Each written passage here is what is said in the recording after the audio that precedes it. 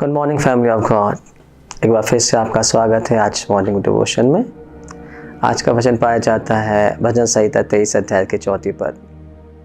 चाहे मैं घोर अंधकार से भरी तराई में होकर चलूं तो भी मैं हानि से नहीं डरूंगा। हम सबको अंधकार से डर लगता है। कोई भी अंधकार में रहना नहीं चाहता, कोई अंधकार में सोना नहीं चाहता, विशेषकर अंधकार में चलना भी नहीं चाहता है। क्यों? अंधकार में हमें कुछ दिखाई नहीं देता। हमें पता नहीं अंधकार में क्या छुपा हुआ है, कहाँ गड्ढा है, कहाँ खाई है, कहाँ कांटे हैं, कहाँ झाड़ियाँ हैं। हो सकता सांप बिच्छू भी हो सकते हैं। कोई भी अंधकार को पसंद नहीं करता। केवल चोर, डाकू, नाश करने वाले, हत्यारे, केवल वे ही लोग अंधकार को पसंद करते हैं। इसलिए आपको पता नहीं है अंधकार में क्या है, आप सही गलत का पहचान नहीं कर पाते हैं, इसलिए आप अंधकार से डरते हैं। सारा संसार अंधकार से डरता है। अंधकार वास्तव में किसी चीज़ को लाइट का नहीं होना, प्रकाश का नहीं होना अंधकार दिखाता है। जब आपको कुछ समझ में नहीं आ रहा है परिस्थितियों में हम क्या करें, कहाँ जाएं, किससे मिलें, किससे बात करें, कुछ सूझ नहीं रहा, उस समय आप अंधकार में हैं।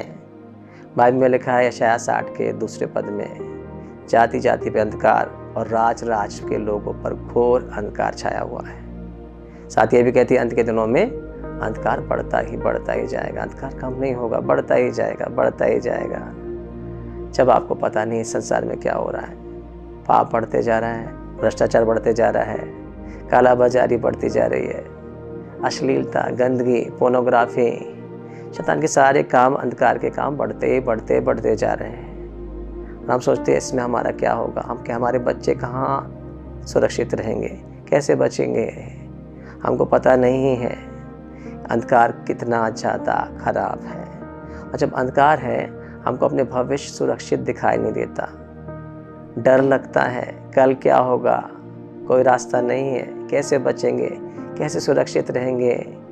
चारों तरफ से, चाहे स्कूल हो, चाहे कॉलेज हो, चाहे मार्केट हो, चाहे ऑफिस हो, हर जगह हमको अंधकार दिखाई दे रहा है।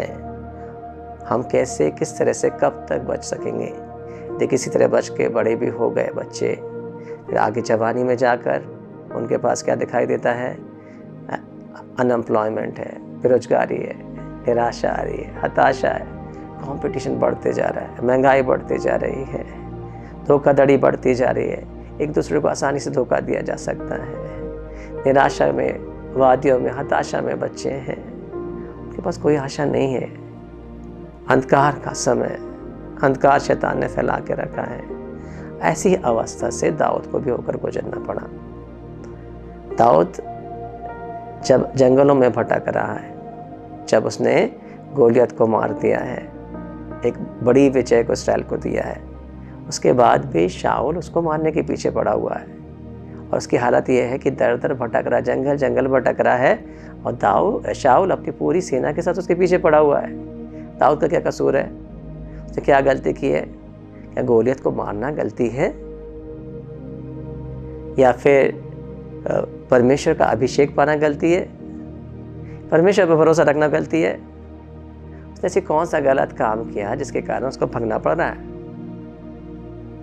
दाऊद ने कोई भी गलत काम नहीं किया।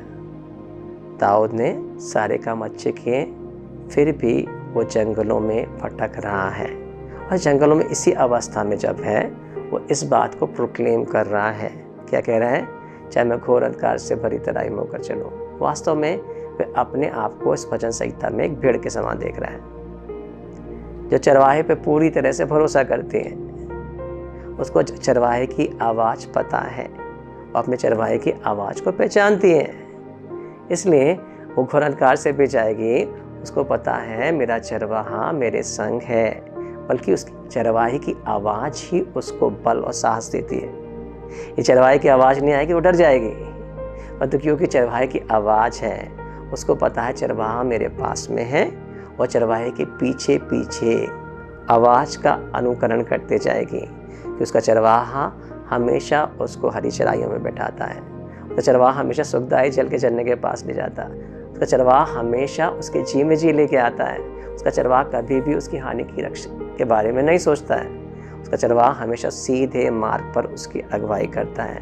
यीशु मसीह ने आप यूहन्ना के 10वें अध्याय में 4 पद में लिखा, मेरी भेड़ें मेरा आवाज़ पहचानती हैं।